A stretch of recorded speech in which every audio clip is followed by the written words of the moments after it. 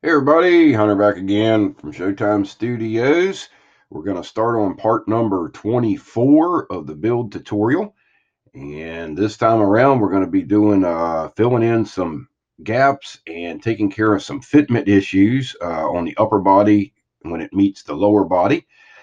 Before we get started here, another thing that I didn't mention in the video when we were cleaning up the injector pin marks that were raised on the floor pan area and also back here, there's another tool that you can also use on raised injector pin marks. And we still have this one that we left underneath the seat because, of course, you can't see it.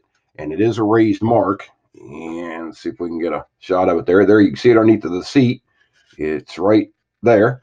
Um, they make a blade, they call it a chisel blade. It goes in a regular X-Acto handle, and they make this in a narrow version and they also make it in a wider version.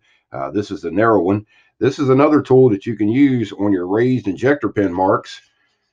And what you do with that is just take the chisel blade and you kind of want to come in at a little bit of an angle, and you want the taper side up. The flat side of the blade is there. You want the taper to be up, and you just slowly get that blade under the injector pin mark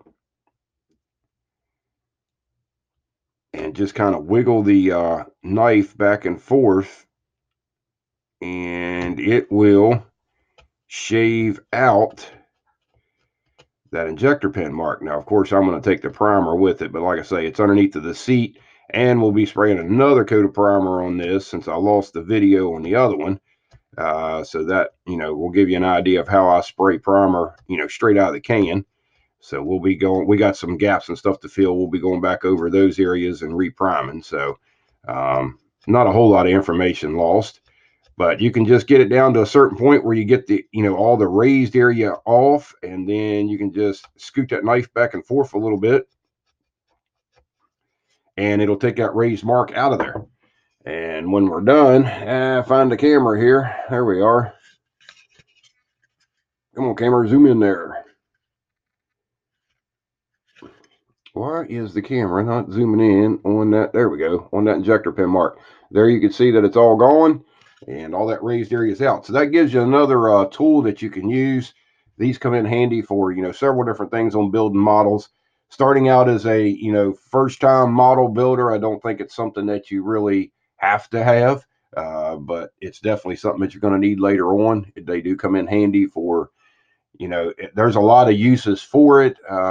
Not as much as the number 11 blade, but they are handy to have. So put that on your list. So I just wanted to take care of that first off. No little trick there. Okay, now we are going to move on to a couple of the gaps that we had in the body. Now, like I say, I went ahead and glued these two little strips of plastic on last night down here at the lower wheel wells. And I had a gap when you set the upper body down on the lower body. There was a gap between this section and the rear fender that I did not like. It was not going to fly on one of my models. So all I did was took a piece of, get a hold of it here, 15 thousandths sheet plastic. Nothing special. Actually, that's an old piece of plastic. And I just cut out a little strip with the scissors, glued it in here with the Tenax 7R, or you can use any of your liquid adhesives. Actually, on this section here, you probably could use super glue if you wanted to set up instant and get everything done on it that we're going to do next. But I chose to use the Tenax 7R. It's pretty strong. So now what we're going to do is we're going to go in and we're going to shave this down and get all this prepped. So I'm just going to lay the number 11 blade right there at the top edge of it. And I'm going to slowly slide that blade down. And what I'm trying to do is make it flush with the plastic, the actual body. And on this is the wood grain part of it. This is the woody part. So you just want to make it flush with that. And then I will come in on the inside and basically do the same thing. You just want to take that thickness out of it, because you don't need any of this excess left. All you're doing is just you're making the body a little bit longer in this area right here is all you're doing. All right, so we have that one shaved down. Now we're going to go in and we're going to do the same thing on the other side. And if anybody watched my tutorial on the hobby room remodel project that we're working on, the C6R Corvette, I actually did this technique on the hood itself. This is the same technique, and I use it a lot. This works for a lot of different things for filling in gaps and things like that. So I use this same procedure. Okay, we've got that side sanded down. Now we've got a little bit right here that hangs past the rocker panel.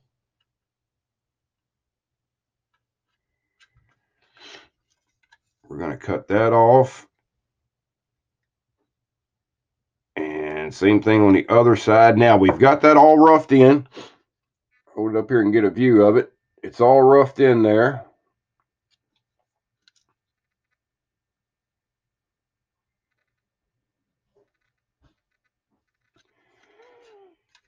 Next, we're going to take the body and we're going to fit it to the lower chassis, or to the lower body actually. And I'm going to try to get a good zoom in here of it and show you what we filled in. If you look right back in this corner, right here, where that white plastic is now, there was a gap in there. And you can still see just a little hint of a gap back in here. And we're going to take care of that with, let me see. Yeah, we can take care of that pretty easy with another little strip of plastic. And we also have it filled over on this side. And this side looks pretty decent for the most part. I think we're good over there. So that was one gap that I did not like and I wanted to fill in. Now there is a gap up here at the front fender, but when you set the hood on, the hood gap is the same. So we're going to leave that one. We have it there and we also have it here. We're not going to worry about that. The one that does worry me a lot, and I can't deal with it, is this line here. Now, if you look at the where the body comes down and meets the rear fender there, see how clean that black shadow line is all the way around? Looks real good. You could tighten it up a little bit, but it looks pretty decent. Now, when we move over to this side of the body, look at the amount of gap that we have right here. And we actually have that all the way around until you get down here to the very end of the fender. And we also have that gap in the very front here. So I'm going to show you how to go in and take care of that gap so that everything's even. Now I did try to, kind of even the body out to see if it was an even gap.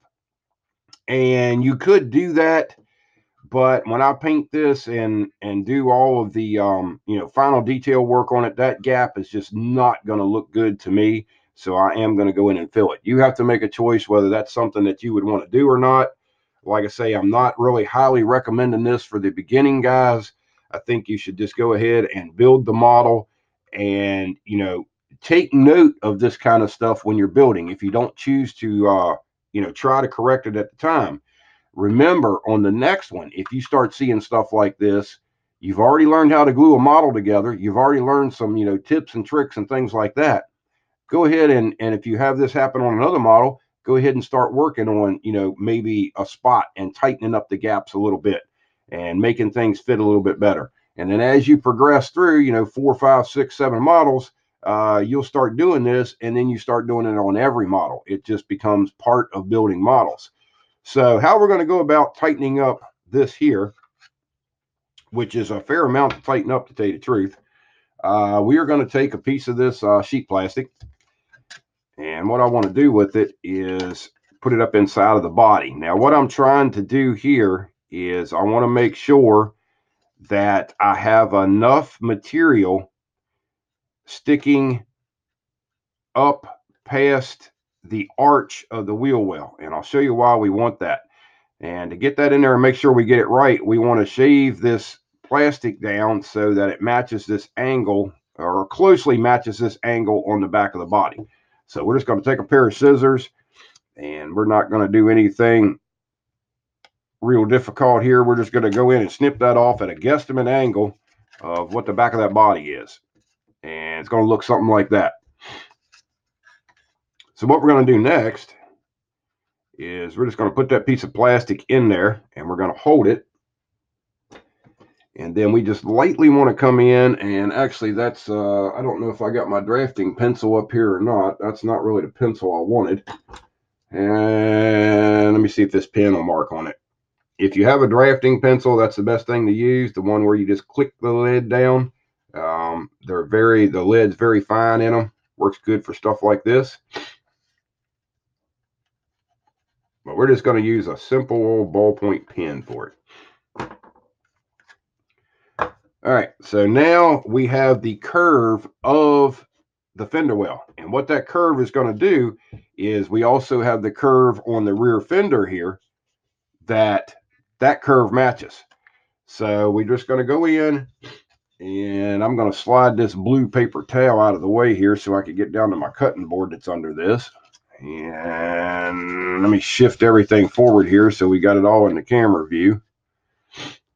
All right, it's going to be a little bit toward the back edge of the camera, but I'm running out of room going forward here. Let's see.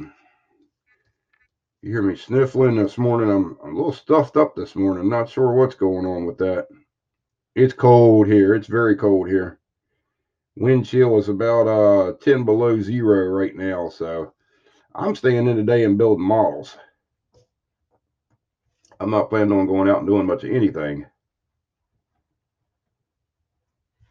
So you want to come in and just stay pretty clean with that line with the knife.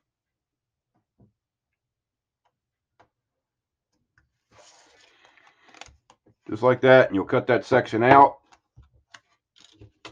And you want to take that piece and check your fit on the lower body. And what we're checking is this fit right here to make sure that we're going all the way and that piece lines up all the way across, which looking pretty good. So I think we're going to go with it. Now, the next thing that you want to do is get rid of a little bit of excess plastic. You want to come in with your pen, and you can do this just straight with the knife if you want to. But if you come in with the pen, just go a little bit higher around this arc, just like that. And then bring your knife in. Now this one here, you don't have to be real precise on your line. Just cut this out. You could also do this with a pair of scissors since it is an outside curve.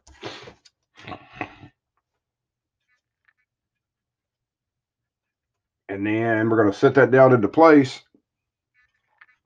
And you'll check it and make sure that everything's looking good. Now, the one thing that we don't need is we don't need any extra plastic down below this step that's in here.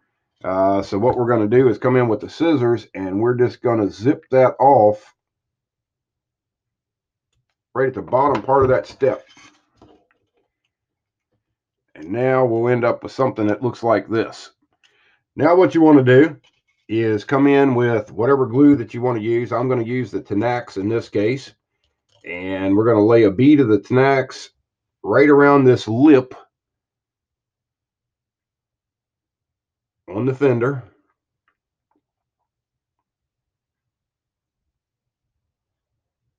And here we go again. We're gluing on primer for a lot of the guys that, you know, thought that you could not do that. Yeah, you can do it. I do it all the time and have no problems with it. So anybody that tells you cannot glue primer is not true.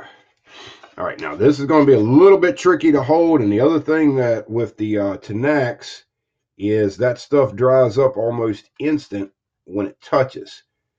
So what I'm going to do is go ahead and hold that into place this way and get the Tanax up behind it. There we go. Now we got the thing gluing in there. And we're just going to go ahead and run a bead around the inside of that. You don't need too much down through there. And then before you put too much more glue on, you want to make sure that you come in with the back side of the knife or something like that, and you want to push the plastic that you just added. You want to make sure that you're getting that seated into that lip all the way around, and you'll see some adhesive squeeze out. You'll see primer squeeze out if you already have it primed. That's no big deal. You got to do a little bit of body work anyway, finish work after you get this in here. And we're not going to do both sides of this or, anything like that. It's going to be make the video too long, so we're not going to do that. But this is the procedure. Now I'm coming around the outside and just laying a bead of the Tenax around the outside of the fender.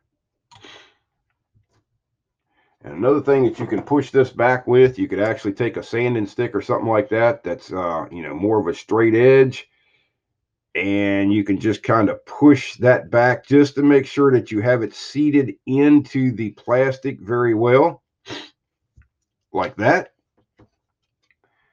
And then let's put the cap back on this Tenax before I knock it over and make a mess. Now we're going to take the body, we're going to set the body down into place. And try not to leave this set in there for any amount of time, because remember, you got a little bit of adhesive in there and it might try to glue the body in, so you don't want that. So we're just going to sit that down, and what we're doing is we're checking the gap to see if we have taken up what we want to. And from what I see now, we still have, yes, a whole lot more gap. Now we are pretty tight back here at the back, but we have a lot more gap down in here. So next, if we were pretty close on this cut out here, so we should be pretty close again. Yes, we are. We are going to take that same curve that is our scrap off of the other piece, and we're just going to cut that out again, pretty much right on the line. I'm going to throw it down here on the floor. There we go. And then we'll just line that back up again. We'll find our step up front where we need to cut it off. And it's roughly right there. We'll cut that off. We'll do a little bit of a test fit. Now what I'm doing with the end of this right back here, since this piece went all the way down and we're tight back here in relation to the body, I'm going to go ahead and take the end of this one and I'm going to slide that forward a little bit so that we're not putting as much back there. And then I'm checking the end to make sure we're not hanging over a lot. And if we are, we're going to go in and just snip that off. Get rid of that. All right, so now we're going to take the Tenax 7R. And to tell you the truth on this here, since I've already got that bonded real well, I'm going to go in with a little bit of the Tamiya thicker cement with the brush in it, and it doesn't dry out as quick. And we're just going to brush a bead of that on down through here. And somebody asked me about, changing adhesives and why, I change in the middle, or what makes me decide on using one adhesive over the other. Excuse me. This here is a prime example of that. The Tenax is a very good adhesive, but it does like to run and carry on and do things like that. And we're trying to get this to set in and be very accurate on where we're gluing from this point on out. We want to get a real good bond on it, which we did with the Tenax. And now we're just gluing two brand new pieces of plastic basically together.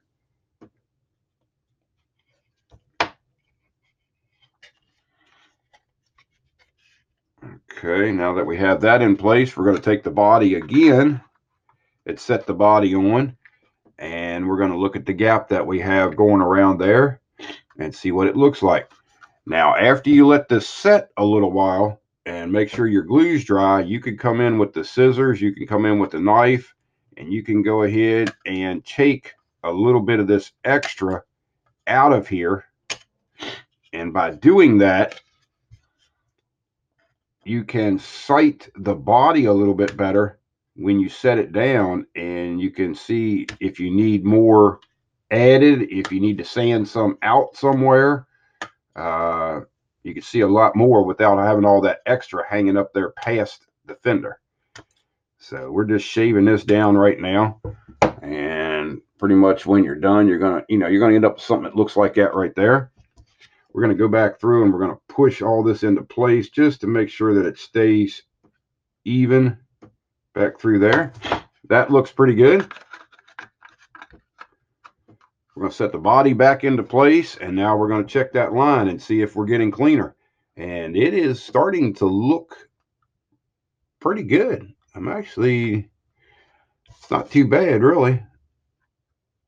I'm thinking we're probably going to end up with one more piece in here. Yes, we're going to end up with one more piece in here to make this pretty much the way I want it to be. So we're going to cut this off here. And again, I'm using the same curve off of that scrap that we had before. And that looks good right there.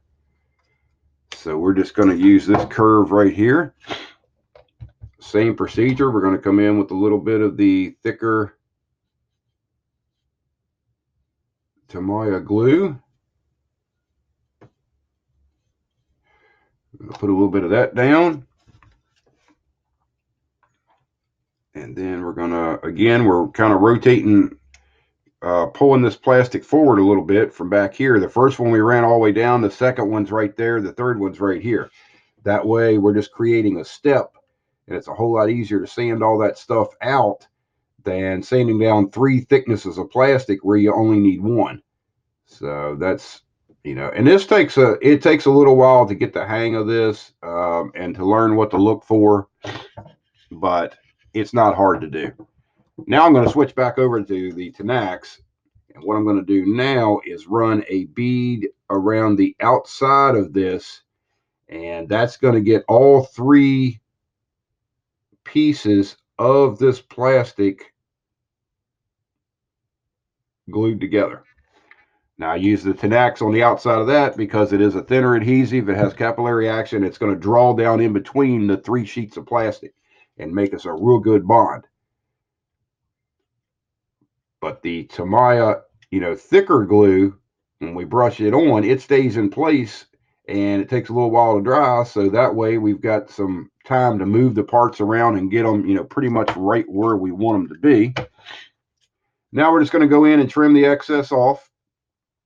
Same thing, just repeating the procedure that we did the first 2 times.